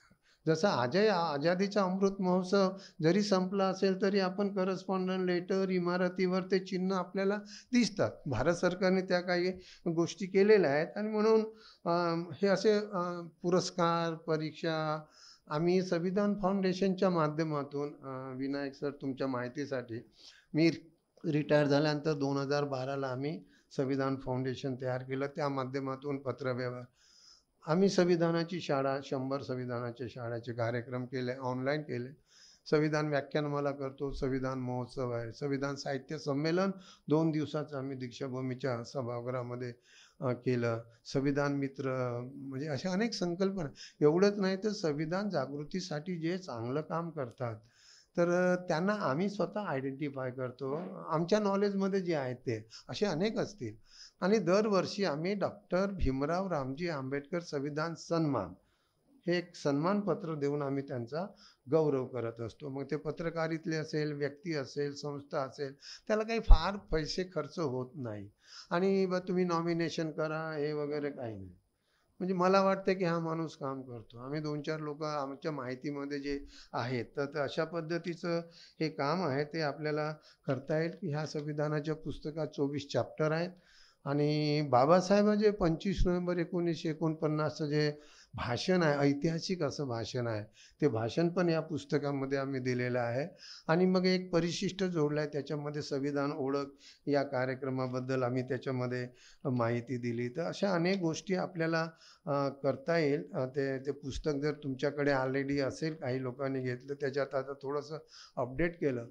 प्रियांबलवर एक पुस्तक इंडिपेंडंट करण्याचा आमचा विचार आहे या वर्षात. आणि ते गौतम मेश्रामला पण मी सांगितलेलं आहे की प्रियांबलमधला प्रत्येक शब्द, मी माधुरीला पण एकदा बोललो होतो की आम्ही भारताचे लोक यावर एक तो निबंध लिहिल्यासारखा लिहायचा. आणि तो निबंध असा लिहायचा की जसं शाळेतल्या धडा असतो तर तो मुलांना तो समजला पाहिजे असं लिहायचं. म्हणजे त्याला खूप विद्वतेचं नाही लिहायचं. ते फार कोटेशन हे ते तत्वज्ञानी लोकांनी, घटनातज्ञांनी काय सांगितलं त्या राहू द्या बाजूला. आम्ही भारताचे लोक म्हणजे त्याला अर्थ समजला पाहिजे. ते मनोरंजनात्मक स्टोरीच्या रूपात कसं लिहिता येईल. काय 10-12 शब्द आहेत प्रियांबलमध्ये महत्त्वाचे. ते प्रत्येक शब्दावर लिहिणे आणि त्याचं एक पुस्तक करणे असा एक प्रयत्न आहे. आणि बघूया आता या वर्षामध्ये 26 नोव्हेंबरच्या आधी केला पाहिजे. माहितीसाठी दुसरं आम्ही वॉक फॉर संविधान करतो. या वर्षीचं तुम्हाला विनायक, तुम्हाला आमचं इन्व्हिटेशन आहे. डिव्हिजनल कमिशनर, कलेक्टर साहेब हे येतात तिथे वॉक फॉर संविधानमध्ये. धम्मा मनवर आहे, अतुल खोब्रागडे आहेत, त्यांची युवकांची टीम आहे. आणि समाजातल्या अनेक अक्राद सोसायटी लोक येत असतात, लहानापासून तर सिनियर सिटीजनपर्यंत सगळ्या जाती धर्माचे लोक येतात. आणि ते आम्ही अण्णाभाऊ साठेपासून ते निघतं आणि इकडे संविधान चौक, संविधान चौकसुद्धा नाव जे आहे ते आपल्या प्रयत्नाने झालेलं आहे. आणि त्याचं क्रेडिट पण मी नितीन गडकरी साहेबांना देईन, कारण त्यांनी पुढाकार घेतला. आणि 3 भाषेतलं जे संविधानाचं स्तंभ प्रियांबल जो दिसतो आहे तिथे तो पण त्याच्यासाठी पण त्यांची मदत झाली. म्हणजे ज्यांची मदत झाली त्यांचा उल्लेख आपण केला पाहिजे. त्यांच्याबद्दल त्यांचं अभिनंदनही केलं पाहिजे, आभारही मानलं पाहिजे. आणि ते देशात पहिल्यांदा झालं. जसं नागपूर जिल्ह्यात देशात पहिल्यांदा आपण संविधान वाचन केलं जिल्ह्यातल्या शाळातून, तसं तो संविधान चौक NMCने ठराव करून केलेला आहे. आणि तो प्रियांबलसुद्धा NMCने पैसे खर्च करून केलेला आहे. यानंतर मग देशात सगळीकडे ते व्हायला लागले. त्यामुळे खऱ्या अर्थी नागपूरने संविधान जागरूकतेसाठी त्याची आवश्यकता आहे. पण नुसती आवश्यकता असून नाही की ते कोण्या पद्धतीने. संविधान चौक ह्या चळवळीचं केंद्र आहे, आंदोलनाचं केंद्र आहे. 2023ला महाराष्ट्र दिनी संविधान चौकामध्ये संविधान वाचन कार्यक्रम केला होता. आणि आत्ता 26 जानेवारीला आम्ही तिथे संविधान चौकात आम्ही राष्ट्रध्वज फडकवला तिथे पहिल्यांदा संविधान चौकामध्ये. तर 26 जानेवारीला राष्ट्रध्वज सगळीकडे गणराज्य दिवस म्हणून होतो, पण संविधान चौकात होत नव्हता. तो धम्मा मनवरची ती आयडिया होती आणि ती आपण एक्झिक्यूट केली ती आयडिया सगळ्यांनी. खूप चांगलं वाटलं ते. आता येत्या 26 नोव्हेंबरला खरं तर प्रशासन आणि संविधान फाउंडेशन, इतर संस्था एक मला वाटतं एक चांगला कार्यक्रम, एक दिशादर्शक काय ते उपाध्याय सर जे CP होते, भूषण कुमार उपाध्याय, तर आम्ही जेव्हा वॉक संविधानची रॅली पोहोचत होती तेव्हा ते पोलीस बँड देत होते अर्धा तास आधी, आणि त्याला स्वतः पोलीस बँड तो फ्री ऑफ कॉस्ट देत होते, जरी त्यांचे नियम होते तरी देत होते. त्यांची बदली झाल्यानंतर आम्ही नंतर आलेल्या CPकडे आम्ही रिक्वेस्ट केली तर ते म्हटले नाही देत आम्ही. आता संविधानासाठी नाही देत म्हणाले तर आपण काय समजून सांगायचं? ते एवढे CP लेवलचे अधिकारी आहे, आर्ग्युमेंट करणं आम्हाला जमत नाही ना, आम्ही करत पण नाही. आर्ग्युमेंट करून काही प्रश्न सुटत पण नाही संविधानाच्यासाठी. तुम्हाला स्वतः अपील झालं तुम्ही द्या. उपाध्याय सरांना ते चांगलं वाटत होतं. ते म्हटले मी जोपर्यंत CP आहे तोपर्यंत पोलीस बँड इथे येऊन राष्ट्राचे गाणे म्हणेल, देशभक्तीचे गाणे, बाबासाहेबांच्या पुतळ्याला सलामी करतील, संविधान प्रास्ताविकेची धून म्हणतील. हे खूप चांगलं वाटतं. प्रशासन हे दिसलं पाहिजे, संविधान दिनी हे दिसलं पाहिजे. तर यावर्षी आम्ही असा प्रयत्न करू धम्मा की 26 नोव्हेंबरला पण संविधान चौकात ते जे 3 भाषेचं प्रियांबल आहे तिथे पण आपल्याला राष्ट्रध्वज आता राष्ट्रध्वज फडकवायला काही बंधन नाही आहे. ते एवढंच की त्याचं जे नियम पाळले पाहिजे ते नियम पाळून सन्मान करून आपल्याला रोज राष्ट्रध्वज फडकवता येते. तर त्यामुळे यावर्षी 26 नोव्हेंबरला त्या ठिकाणी राष्ट्रध्वज पण फडकवता येईल. आणि जसा प्रजासत्ताक दिवस हा राष्ट्रीय सण आहे तसा 26 नोव्हेंबर हा सुद्धा राष्ट्रीय सण म्हणून देशाने साजरा केला पाहिजे. याच पुस्तकातलं जर तुम्ही प्रधानमंत्री यांचं भाषण ऐकलं तर ते यावर जास्त भर देतात. त्यांचं म्हणणं आहे की 26 नोव्हेंबर आधी आहे आणि 26 जानेवारी नंतर आहे. म्हणजे 26 जानेवारीची याचा जन्म हा 26 नोव्हेंबरमधून झालेला आहे. त्यामुळे 26 नोव्हेंबर ही ऐतिहासिक घटना आहे. संविधान सभेने मान्य केलेलं आहे ते. आणि 26 जानेवारी 2 महिन्यांनी आपण प्रजासत्ताक दिवस का करतो तर त्याला फ्रीडम मुवमेंटचा काँग्रेस पार्टीचा इतिहास आहे की ते संपूर्ण स्वराज्य 26 जानेवारी 1930ला साजरा केला होता दिवस तेव्हापासून. आणि जेव्हा 26 नोव्हेंबर 1949ला संविधान अंगीकृत झालं तेव्हा असं ठरवण्यात आलं की आता आमचा जो दिवस आहे, काँग्रेसचा प्रभाव होता ना त्यामध्ये, तर आमचा जो संपूर्ण स्वराज्याचा आहे तर तो आपण आता लागू करू. म्हणजे लोकांचं राज्य, संपूर्ण स्वराज्याची संकल्पना म्हणजे लोकांचं राज्य. आणि त्यामुळे संविधान तयार झाल्यानंतर ते 26 जानेवारीला सुरू झालं, म्हणजे लोकांचं राज्य, प्रजासत्ताक गणराज्य. समजा काँग्रेसने 26 जानेवारी 1930ला ते केलंच नसतं तर काय झालं असतं? 26 नोव्हेंबर 1949ला संविधान दिवस देशात पूर्णतः लागू झाला असता आणि तोच दिवस साजरा झाला असता. त्यामुळे आता 2 दिवस साजरे होतात तर त्याच्यात काहीच चूक नाही. मंचावर उपस्थित माझे वरिष्ठ इजेड खोब्रागडे सर, तसेच नागपूरचा अभिमान पद्मश्री डॉक्टर चंद्रशेखर मेश्रामजी, कलेक्टर सर इथे नाही आहेत, तसेच खोब्रागडे सरांच्या सुविद्य पत्नी आणि माझ्यासमोर जमलेले सर्व संविधानाला आपल्या जीवनाचा आधार मानणारे असंच म्हणावं लागेल, कारण की ह्या कार्यक्रमाला असेच लोक येतील ज्यांना खरंच संविधानामध्ये इंटरेस्ट आहे असं मला वाटतं. त्यामुळं प्रत्येकालाच आपल्याला संविधानाबाबत आपुलकी आणि संविधानाचा जो आदर आहे तो आपल्या मनामध्ये भिनलेला असणार आहे. त्यामुळेच आपण अशा कार्यक्रमासाठी इथे उपस्थित राहिलात. तर सर्वप्रथम मी इजेड सरांना आपण जे हे 2017ला हे पुस्तक लिहिलेलं आहे त्याच्या 8व्या आवृत्तीचं आपण आज प्रकाशन केलेलं आहे. त्याबाबत मी सर्वप्रथम आपले अभिनंदन करतो. आणि आपण जे 26 नोव्हेंबरपर्यंत प्रियांबलवरती जे बुक लिहिणार आहात त्यासाठी पण मी आपल्याला शुभेच्छा देतो. आता संविधानाच्या जागरूकतेची गरज हा आपला आजचा टॉपिक आहे. तर इथे संविधानाचे जे एक्सपर्ट, मतलब कॉन्स्टिट्यूशनल एक्सपर्टच म्हणावं लागेल खोब्रागडे सरांना, जे इथे बसलेले आहेत, त्यांनी ऑलरेडी आपल्या भाषणामध्ये संविधानाची गरज जी आहे ती सांगितली आहे. पण ज्याप्रमाणे त्यांनी 2005 मध्ये नागपूर जिल्हा परिषदेमध्ये हा उपक्रम सुरू केला, पण त्यांच्या मनामध्ये असं कुठं नव्हतं की एकाच वर्षामध्ये किंवा एकाच महिन्यामध्ये हा इनिशिएटिव्ह जो आहे तो केंद्र शासन आत्मसात करेल. पण आपलं संविधान जे आहे ते आपल्याला हा अधिकार देतं की आपली बाजू मांडण्याचा. आणि सरांनी जे आहे ती आपली बाजू तब्बल मला असं वाटतं की 17-18 वर्ष कंटिन्युअसली मांडत राहिले आणि केंद्र शासनाने हा दिवस साजरा करणे, तसेच राज्य शासनाने हा दिवस साजरा करणे, संविधान हर घर संविधान आणि घर घर संविधान हा उपक्रम सुरू करणे, यासाठी जे 15 वर्षाचा स्ट्रगल लागलेला आहे त्यामध्ये जी पॉझिटिव्हिटी आहे की एक कॉमन मॅन, मी यासाठी हे नाही म्हणणार कारण की सर रिटायर झालेले आहेत त्यानंतर सुद्धा ते कॉमन मॅनच आहेत, म्हणजे पदावरती असताना जरी तुम्ही अधिकारी असाल तरी सर ॲग्री करतील की रिटायर झाल्यानंतर आपण दुसऱ्या दिवशीपासून कॉमन मॅन होऊन जातो.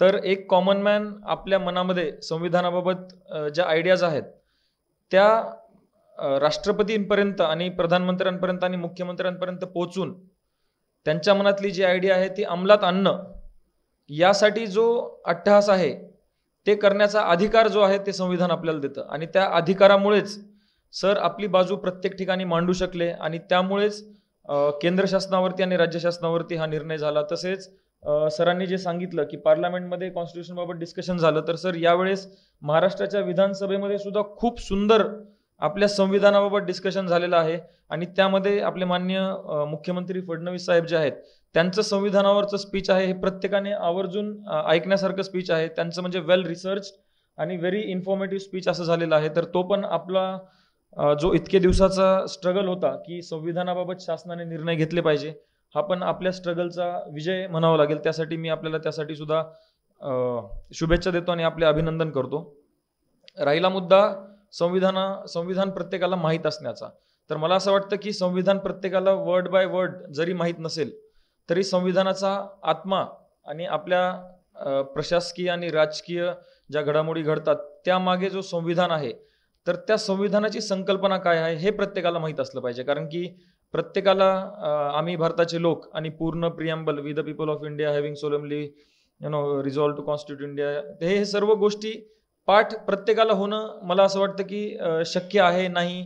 प्रत्येकाने त्यामध्ये इंटरेस्ट घेतील न घेतील, पण प्रियम्बलमध्ये जो आपलं पूर्ण संविधानाचा जो सारांश सांगितलेला आहे की त्यामध्ये प्रत्येक गोष्ट, म्हणजे जसं तुम्ही सांगितलं त्या पद्धतीने 11-12 फक्त कीवर्ड्स आहेत, त्यामध्ये फक्त त्या कीवर्डचा अर्थ जरी प्रत्येकाला आपल्याला सांगता आला तरी मला असं वाटतं की आपली ही जी संविधानाची जी चळवळ आहे, जी आपली EZ फाउंडेशन आहे आणि संविधान फाउंडेशन यासाठी जे प्रयत्न करत आहेत, तर संविधानाचा गाभा काय आहे आणि संविधानाचा आत्मा काय आहे, म्हणजे संविधान is the most logical thing that has happen to India, म्हणजे जे कॉमन सेन्स आहे आणि जे एकदम लॉजिकल गोष्टी आहेत तेच संविधान आहे. संविधानामध्ये काहीच इलॉजिकल, एक सुद्धा गोष्ट संविधानामध्ये इलॉजिकल नाही.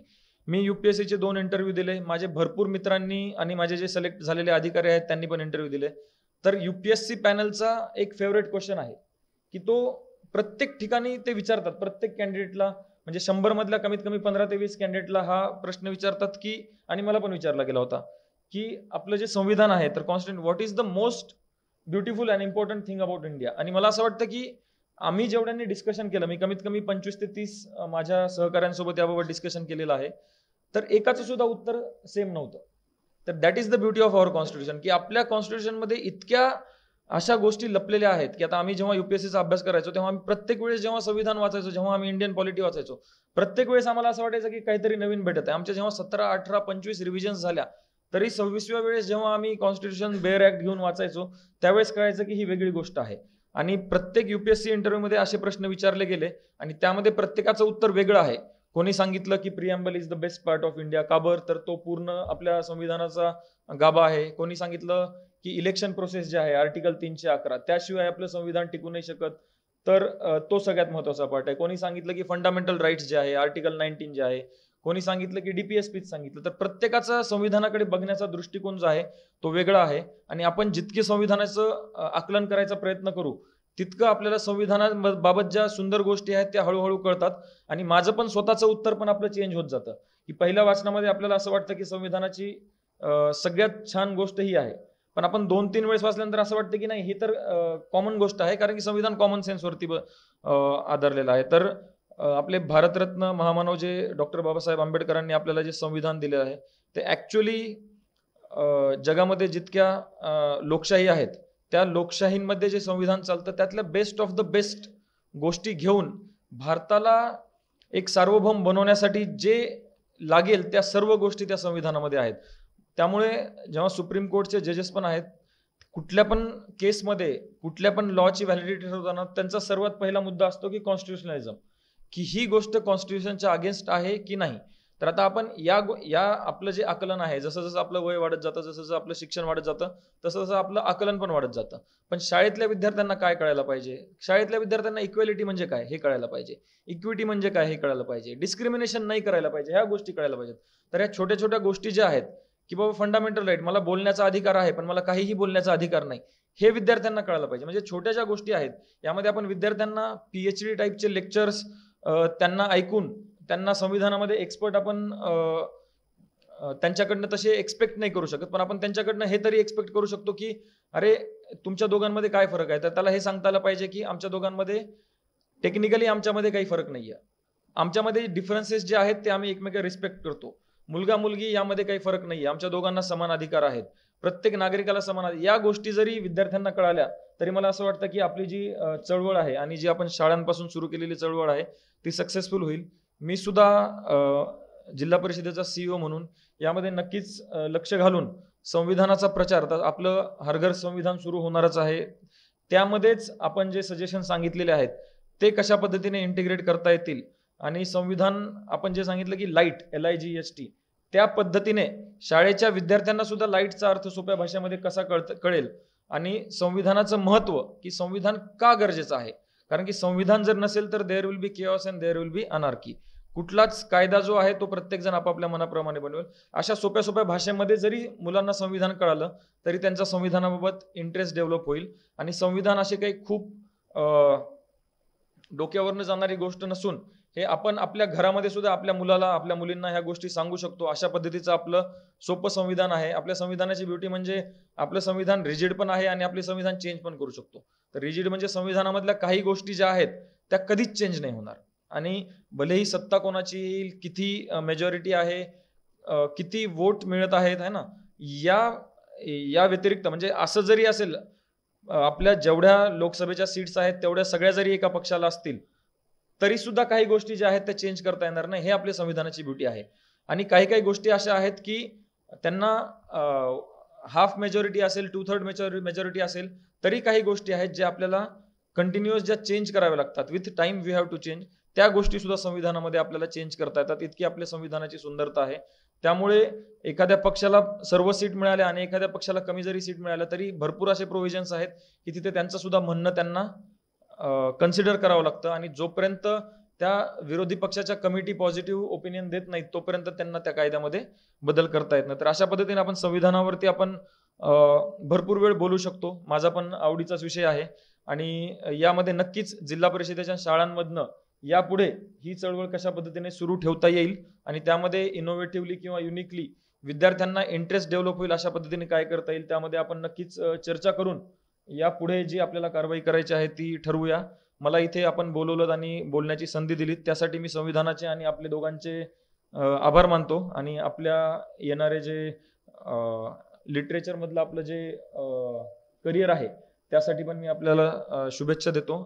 सरांचं मी मनापासून अभिनंदन करतो कारण हे पुस्तक संविधानाबद्दलचं पुस्तक या वाचकीय आवृत्तीमध्ये आणणं, संविधानाबद्दल माहिती देणं हे महत्त्वाचं आहे. संविधानाचा एवढा मोठा ग्रंथ पाहिला की अनेक लोक म्हणतात की वाचलं, मी विचारतो तुम्ही वाचलं का, नाही तो खूपच मोठा आहे, भीती वाटते ते वाचाय, समजेल की नाही हे सुद्धा वाटतं की आपल्याला समजणार आहे की नाही. तर त्यामुळे अगदी सोप्या भाषेत अगदी चांगलं पुस्तक खोब्रागडे सरांनी प्रकाशित केलं. दुसरं त्यांचं अभिनंदन याकरता करावं तर त्यांनी हा संविधान दिवसाचा कार्यक्रम सुरू केला आणि तो राज्यात, शाळातून आणि देशात संविधान दिवस पाळला जावा यासाठी त्यांनी सतत पाठपुरावा केला. त्याबद्दल त्यांचं अभिनंदन. त्यांच्यामध्ये सक्सेस झाले. पाठपुरावा करणं महत्त्वाचं नाही आहे. त्यामुळे ते त्या नागपूरचं संविधान फाउंडेशनचं इजत खोब्रागडे सरांचं जे कार्य आहे ते देश पातळीवर गेलं आणि संविधान दिवस देशामध्ये साजरा होऊन घर घर संविधान ही संकल्पना सुरू झाली. यामध्ये दोन गोष्टी फार महत्त्वाच्या आहेत. रिटायर झाल्यानंतर बऱ्याच लोकांना नर्वसनेस येते. माझ्याकडे पेशंट येतात की त्यांना आम्ही रिटायरमेंट सिंड्रोम म्हणतो. की त्यांना काय करायचं समजत नाही. आधी खूप काम असायचं, बँकेत असले किंवा असे सेवेत असले कुठल्या तरी कामात, तर खूप काम असायचं, ते बिझी राहायचे. रिटायर झाल्यानंतर काहीच नाही करायला, त्यामुळे त्यांना नर्वसनेस येतं, डिप्रेशन येतं, लोक तुटून जातात, एक पेन्शन असतं. तर त्यांना खोब्रागडे सरांचं मी उदाहरण देतो की रिटायर झाल्यानंतर काय करावं हे खोब्रागडे साहेबांकडून शिकलं पाहिजे. आणि कसं आपण बिझी राहायचं, पुस्तक वाचा, वाचा, लोकांशी संवाद साधा, लोकांना समजावून सांगा, तर हे अतिशय महत्त्वाचं आहे. बिपिन कुमार सर आता गेले, पण मागच्या वेळेस लोकसभा इलेक्शनच्या आधी बिपिन कुमार सरांनी कस्तुरचंद पार्कवर, तेव्हा महामुनी सर कदाचित नसतील, पण इतर बाकी लोक होते, अभिषेक चौधरी होते आणि आणखी जिल्हा परिषद दुसरे CEO होते. तर एक असा कार्यक्रम घेतला इलेक्शन वोटिंगच्या जनजागृतीचा. त्यामध्ये मी त्या नागपूरचा एक ब्रँड ॲम्बॅसेडर म्हणून त्यांनी मला इन्क्लूड केलं होतं. त्यांनी सकाळी 7 वाजता तो कार्यक्रम कस्तुरचंद पार्कला झाला आणि तिथे साधारण 10,000 लोक आले त्या अवेअरनेस करता. आणि तो एक वर्ल्ड रेकॉर्ड झाला. त्याचं ते गिनीज बुक ऑफ वर्ल्ड रेकॉर्डमध्ये त्यांचं ते नाव गेलं नागपूरचं, की नागपूर शहरामध्ये इतक्या लोकांना घेऊन हा जनजागृतीचा कार्यक्रम झाला. तर मला वाटतं खोब्रागडे सरांनी चांगल्या लोकांना, महामुनी साहेब, बिपिन कुमार साहेब या लोकांना बोलावून असा काही कार्यक्रम करून संविधानाचं जनजागृतीचं काही करता येईल का याबद्दल विचार करणं मला वाटते आवश्यक आहे. आणि त्यांनी जर मनावर घेतलं तर अशा प्रकारचा कार्यक्रम, एक वर्ल्ड रेकॉर्ड एका दिवशी जनजागृतीचा आपल्याला करता येऊ शकतो. आणि जसं खोब्रागडे सरांनी सांगितलं की त्यांनी गडचिरोलीमधून सुरुवात केली. मी गडचिरोली जिल्ह्यामध्ये 2 महिन्यापूर्वी फेब्रुवारीमध्ये एका कार्यक्रमाला गेलो होतो. आणि ते आम्ही आपल्या आरोग्यासाठी, माझे मित्र आहेत डॉक्टर सतीश गोगुलवार, त्यांची संस्था आहे आम्ही आपल्या आरोग्यासाठी, त्यांचा वर्धापन दिवस होता. आणि त्या वर्धापन दिवसामध्ये त्या कार्यक्रमाचं उद्घाटन कशाने झालं असेल तर प्रिॲम्बलचा फोटो त्यापुढे लाईट लावून त्याचं उद्घाटन केलं. तर मला वाटतं हा जो प्रघात आहे, हा जर जास्त लोकांनी आणखी फॉलो केला तर मला वाटतं त्याचं एक चांगलं उदाहरण आपण बसवू शकतो. तसंच काही मला वाटते मागे एक नागपूरचीच मुलगी आहे गौरी कोठे, त्यांचा देवेंद्र फडणवीस साहेबांनी सत्कार केला होता. एक सोनिया नावाची मुलगी आहे वेस्टर्न महाराष्ट्रातली, तिला पूर्ण कॉन्स्टिट्यूशन पाठ आहे आणि ती चांगलं सांगते आणि बोलते. आणि तिने मग नंतर मला वाटतं आंबेडकर हे नाव आपल्या नावाशी जोडवून घेतलं. तर अशा लोकांचा पण मला वाटते सत्कार करून त्यांना बोलवावं आणि त्यांचा उपयोग करून घ्यावा. कारण संविधान घर घर जाणं, संविधानाबद्दल माहिती असणं आणि ते पोहोचलं, लोकांना माहीत असते, पण त्या संविधानाच्या तत्वावर आपलं आचरण करणं किंवा त्याचं पालन करणं हेही तेवढंच महत्त्वाचं आहे. बऱ्याच लोकांना संविधान आज माहीत असेल, संविधानामध्ये काय लिहिलेलं आहे तेही माहीत आहे, पण संविधानाच्या त्या अर्थाने ते आपलं पालन करतात का? नाही करत. तर त्याबद्दल आपला विचार होणं फार आवश्यक आहे. मला असं वाटतं की प्रत्येक माणसाचा विचार, त्याची जात, त्याचा धर्म हा वेगवेगळा असतो. तो त्यांनी घरात ठेवावा, आपल्या घरात. त्याचं जेव्हा तुम्ही घराच्या बाहेर निघता तेव्हा तुमचा एकच धर्म आणि तो म्हणजे भारतीय संविधान. त्यानुसारच तुमचं आचरण झालं पाहिजे. आता खोब्रागडे मॅडमने सांगितलं की जसं आपल्या शरीराचा जो कंट्रोल असतो तो मेंदूवर असतो आणि मेंदू सगळं शरीराचं कंट्रोल करतो. तर देशाचा मेंदू हा भारतीय संविधान आहे आणि तो देशाला सगळं कंट्रोल करतो. पण आता प्रॉब्लेम काय आहे आपल्या देशात की लोकांचे मेंदू हॅक झाले आहेत. हा सगळ्यात मोठा प्रॉब्लेम आहे. आपल्या मेंदू हा कोणतरी दुसरा कंट्रोल करतो, चालवतो. ते आपले विचार, मी बरेच लोक पाहिलेत, म्हणजे डॉक्टर पाहिले, इंजिनियर पाहिले, प्रशासकीयातले लोक पाहिले, खूप मोठे शिकलेले लोक पाहिले, सायंटिस्ट पाहिले. जेव्हा जातीचा, धर्माचा, राजकारणाचा विषय येतो तेव्हा ते आपली सद्सद्विवेक बुद्धी गमावून बसतात आणि दुसऱ्याच प्रमाणे विचार करतात. तर हा जो आहे, आणि जसं आर साळुंखे साहेब म्हणतात की आपल्या खांद्यावर आपलंच डोकं असायला पाहिजे, हे फार महत्त्वाचं आहे. त्यामुळे मेंदू हॅक होणं ह्या देशातली सगळ्यात मोठी प्रॉब्लेम आहे, आणि तो प्रॉब्लेम कसा सॉल्व्ह करायचा हा सगळ्यात पुढचा प्रश्न आहे. म्हणून कदाचित खोब्रागडे साहेबांनी मला मेंदूच्या डॉक्टरला इथे बोलावून टाकलं.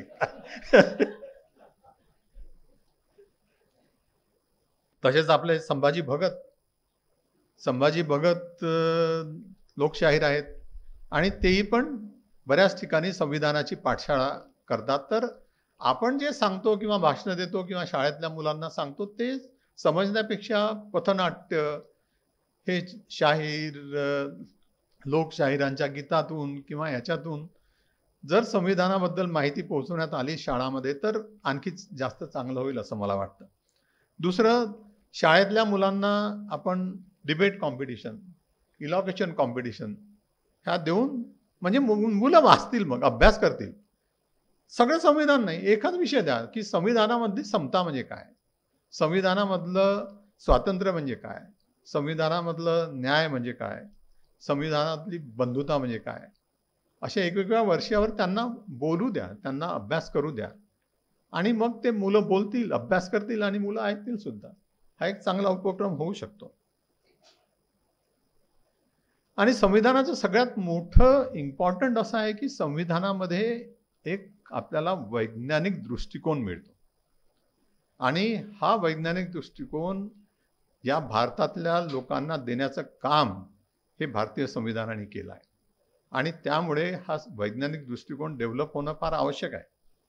मागच्या आठवड्यामध्ये माझ्याकडे एक पेशंट आली, आणि तिच्याशी जेव्हा चर्चा केली तर ती MP मधून आली होती, शिकलेली होती, म्हणजे अशी अडाणी नव्हती, आणि तिच्यावर टेन्शन होतं. म्हटलं कशाचं टेन्शन आहे? ते म्हणे आहे टेन्शन. म्हटलं सांगा ना, आपण सॉल्व्ह करू, कशाचं टेन्शन आहे? तर महामुनी साहेब तिने सांगितलं काय की आपली पृथ्वी ही, हमने सुना है कि ये जो पृथ्वी है वो शेषनाग के ऊपर है सर पे, और वो समझो शेषनाग हिल गया तो पृथ्वी नीचे गिर जाएगी, इसका मुझे टेंशन है. तो मी तिला समजावण्याचा प्रयत्न केला की पृथ्वी कहीं शेषनाग के ऊपर नहीं है, वो पृथ्वी सन के आजू बाजू घूमते रहती है और पृथ्वी स्टैटिक भी नहीं है. तिला हे सांगितलं की कल्पना चावला जब गई थी बाहर से, पृथ्वी के बाहर, तो उसने देखा कि कोई शेषनाग नहीं है. तर हे समजावून सांगितलं की तिला थोडंफार पटलं, पण तरी तिचं टेन्शन त्याबद्दल होतच. तर लोकांचं जे अज्ञान आहे, आम्हाला जसं इपिलेप्सी आमचा जो प्रॉब्लेम असतो किंवा मेंदूचे बरेच लोक असतात, त्याबद्दल लोकांचं अज्ञान आहे, आम्ही त्यांना समजावून सांगतो. तरी 80% असं लोकांना वाटतं की मिरगी हा मेंदूचा रोग नाही आहे, हे देवदूत किंवा देवी कोपलीत, बाबा अमुक कोपलेत, याच्यामुळे काहीतरी जादूटोणा झाला म्हणून मिरगीचे अटॅक येतात. तर असं अज्ञान संविधानाबाबत जनमानसात आहे, आणि ते करणं, दूर करणं मला वाटते त्याची फार आवश्यकता आहे. काही काही वेळेला अनवधानाने काही चुका होतात. मला कोणतरी एक पाठवलं पोस्ट की 6व्या वर्गातल्या पुस्तकामध्ये म्हणजे हे जे प्रिॲम्बल छापलं आहे, धर्मनिरपेक्षच्या ऐवजी पंथनिरपेक्ष असं छापण्यात आलं. याबद्दलची दखल घेणं मला वाटते फार आवश्यक आहे. तर ते महामुनी साहेब याबद्दल दखल घेतील याची मला खात्री आहे. आणि जेव्हा आपण संविधानाबद्दल विचार करतो तेव्हा बाबासाहेब आंबेडकरांचे 2 भाषणं, एक 17 डिसेंबर 1946चं भाषण, जेव्हा संविधान सभेचं गठन झालं आणि राजेंद्र प्रसाद साहेबांनी जे होते त्याचे अध्यक्ष, त्यांनी बाबासाहेबांना सांगितलं, म्हणजे इनफॅक्ट त्यांचं भाषण 18 डिसेंबरला होणार होतं, पण त्यांनी पहिलं भाषण करायला बाबासाहेब आंबेडकरांना सांगितलं आणि ते जे भाषण केलं ते भाषण आणि 25 नोव्हेंबर 1949ला जेव्हा संविधान पूर्ण झालं ते अर्पण करताना दिलेलं भाषण, जे आज खोब्रागडे साहेबांनी आपल्या पुस्तकामध्ये टाकलेलं आहे. तर हे दोन्ही भाषणं सर्वांनी परत परत वाचावे, ऐकावे, अशी सुंदर भाषणं आणि त्यामध्ये संविधानाबद्दलच्या काय कल्पना त्यांची आहे ह्या सगळे अतिशय दिलेलं आहे. आणि बाबासाहेबांनी तेव्हा शंका पण व्यक्त केली की संविधानाच्या बाबतीत की आपल्या देशामध्ये लोकशाही टिकेल का, ही शंका तेव्हा बाबासाहेबांनी 1949 मध्ये बोलून दाखवली. आणि त्यांनी सामाजिक विषमता आणि आर्थिक विषमता याची उदाहरणं देऊन की हे सामाजिक विषमता कशी दूर करता येईल, आर्थिक विषमता कशी दूर करता येईल. आता आर्थिक विषमता दूर करायचं दूर राहून या देशातले गरीब लोक हे दिवसेंदिवस जास्त गरीब होत आहेत आणि मुठभर श्रीमंत लोक हे जास्तीत जास्त श्रीमंत होत आहेत आणि ही दरी ही आहे वाढत आहे आर्थिक विषमतेची. हा अतिशय चिंतेचा विषय आहे. तर तेव्हा बाबासाहेब आंबेडकरांनी सांगितलं की सामाजिक लोकशाही ही राजकीय लोकशाहीचा आधार आहे, आधारस्तंभ, आणि ते फार महत्त्वाचं आहे. तर त्याकरता सामाजिक आणि आर्थिक समता कशी आणता येईल, आणि तसंच बाबासाहेबांनी देशामध्ये सांगितलं की हा 2 बाबीचा जो अभाव आहे, समता आणि बंधुता, आणि देश हा जाती धर्मामध्ये जातीमध्ये जो आपण विभागला गेलेला आहे आणि तिरस्काराची भावना लोकांमध्ये आहे, तर ती चेंज करून आपल्याला बंधुता कशी स्थापन करता येईल हा सगळ्या आपल्या सगळ्या देशातल्या लोकांपुढे आजच्या घटकेला चॅलेंज आहे. आणि त्या दृष्टीनं म्हणून संविधान हे नुसतं घर पोहोचवणं महत्त्वाचं नाही आहे, पण ते लोकांना समजणं आणि ते आचरणात आणणं हे अतिशय महत्त्वाचं आहे, असं मला या प्रसंगी सांगावंसं वाटतं. तर मला वाटते हा संविधानाचा जो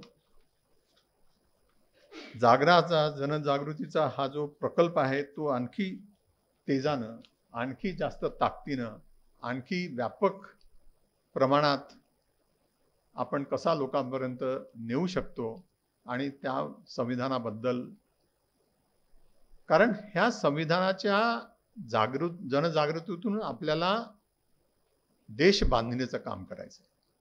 तर देश बांधणी करता संविधान लोकांपर्यंत नेणं आवश्यक आहे. त्याशिवाय आपण विश्वगुरु किंवा जगाचं जे जगामधली ताकद ती होऊ शकत नाही. ते जोपर्यंत संविधान आणि या देशातले लोक त्याचं फॉलो करतील तेव्हा देश एक दृष्टिकोन डेव्हलप करायला पाहिजे, तेव्हाच राष्ट्र निर्माण होईल. सर, आपण फार सुंदर रीतीने आम्हाला मार्गदर्शन केलं. आपण आता शेवटच्या टप्प्यामध्ये येत आहोत आणि तो अतिशय महत्त्वाचा म्हणजे आभार प्रदर्शन. आभार प्रदर्शनासाठी मी दीपक निरंजन यांना विनंती करते. सर्वांना सूचना आहे की आभार प्रदर्शनानंतर राष्ट्रगीत होईल आणि त्यानंतर कार्यक्रमाची समाप्ती होईल. आजच्या कार्यक्रमाच्या शेवटच्या सत्रात आपण पोहोचलेलो आहोत आणि आपणा सर्वांचे आभार प्रदर्शन करायची जबाबदारी माझ्यावर देण्यात आली. आजचा हा कार्यक्रम म्हणजे खरंच इतका श्रोतावर्ग बघितला म्हणजे जे संविधानाबद्दल जाणीव ठेवून आहेत आणि त्याचे अभ्यासक आहे आणि सामाजिक बाबीमध्ये रुची असणारे असा हा ऑडियन्स आहे. तर मला असं वाटते की आपण सर्वांनी टाळ्या वाजून सर्वप्रथम ऑडियन्सचं स्वागत करूया. आजच्या कार्यक्रमाचे अध्यक्ष माननीय पद्मश्री, आपल्या देशाचे वैभव आणि नागपुराचा अभिमान असलेले माननीय चंद्रशेखरजी मेश्राम यांनी आपल्या भाषणात मेंदूशी कसा संबंध असतो हे आपल्याला समजावून सांगितलं. अशा आणि त्यानंतर जे सतत संविधान वॉकसाठी सुरुवातीपासून, जेव्हापासून आम्ही हा कार्यक्रम सुरू केला तेव्हापासून दरवर्षी नेमाने सकाळी आमच्यासोबत अण्णाभाऊ साठे चौकापासून तर संविधान चौकापर्यंत स्वतः पायी येत असतात आणि आपला सहभाग नोंदवित असतात. असे आमचे चंद्रशेखरजी मेश्राम यांनी आपला डॉक्टर लोक असता म्हणजे एक खूपच बिझी व्यक्तिमत्व असते, पण तरीही त्यांनी ह्या कार्यक्रमासाठी आपला वेळ दिला. त्याबद्दल मी संविधान फाउंडेशनतर्फे त्यांचे आभार मानतो. तसेच नागपूरचे जिल्हाधिकारी आज अत्यंत व्यस्त होते, त्यांच्याकडे परीक्षेची जबाबदारी होती आणि त्या परीक्षेचं टायमिंग आपल्या कार्यक्रमाशी क्लॅश झालं. अशा त्या परिस्थितीत देखील त्यांनी इथे येऊन आपल्याला मार्गदर्शन केलं, त्यांचे देखील मी आभार मानतो. आजच्या कार्यक्रमाला लाभलेले आपले माननीय विनायक महामुनीजी, CEO तथा प्रशासक जिल्हा परिषद नागपूर यांनी संविधानावर फारच कसा अभ्यास केला आणि तो अभ्यास पूर्ण माहिती आपल्याला देखील त्यांनी ती पोचती केली, त्याबद्दल मी त्यांचे देखील आभार मानतो. आजच्या या कार्यक्रमात जसं सामाजिक जाणीव असणारा श्रोतावर्ग आहे, तसंच सामाजिक जाणीव असणारे अनेक अधिकारीगण इथे उपस्थित आहे. आजच्या कार्यक्रमात माननीय जयरामजी खोब्रागडे आज आपल्यासोबत आहे.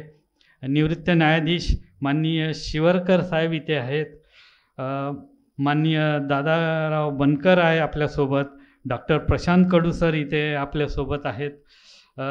गडचिरोलीवरून खास या कार्यक्रमासाठी आलेले गौतम मेश्राम साहेब आपल्यासोबत इथे आज हजर आहेत. आज आपल्यासोबत विजय शेंडे सर इथे आपल्यासोबत सहभागी झालेले आहे. डॉक्टर मनोहर नाईक सर, अतुल खोब्रागडे, धम्मा मनवर, CA विक्रम बोरकर, नरेश साखरे साहेब, वंदना बनकर मॅडम, माननीय ज्ञानेश्वर रक्षक साहेब, संगमित्रा गेडाम मॅडम, प्रिया पॅटेल मॅडम, प्रसेनजीत गायकवाड, प्राचार्य महेंद्र कुमार मेश्राम असे मान्यवर आपल्याकडे इथे आज आपल्या कार्यक्रमात उपस्थित आहेत. त्यांनी आमच्या कार्यक्रमाला उपस्थित राहून आमच्यावर जे काही उपकार केले त्याचे मी धन्यवाद व्यक्त करतो. आजच्या या कार्यक्रमाचे आणि या संविधान जागराच्या चळवळीचे जनक माननीय इजर खोब्रागडे आणि त्यांना त्यांच्या ह्या सतत साथ देणाऱ्या माननीय रेखाताई खोब्रागडे यांचे देखील मी इथे आभार व्यक्त करतो. आजच्या या कार्यक्रमात महाराष्ट्र ऑफिसर्स फोरमचे दारोंडे साहेब देखील आपल्यासोबत इथे हजर आहेत. तसंच आजच्या या कार्यक्रमाचं छायांकन करण्यासाठी दूरदर्शन, आवाज इंडिया आणि लाड बुद्ध TVचे इथे छायाचित्रकार उपस्थित आहे. त्यांनी या कार्यक्रमाला सहभाग दिल्याबद्दल आम्ही त्यांचे देखील आभार मानतो. आणि यानंतर ह्या कार्यक्रमाच्या यशस्वीतेसाठी झटलेले आमच्या संविधान फाउंडेशनचे जे कार्यकर्ते आहेत त्या सर्वांचे आभार मानून मी आजचा कार्यक्रम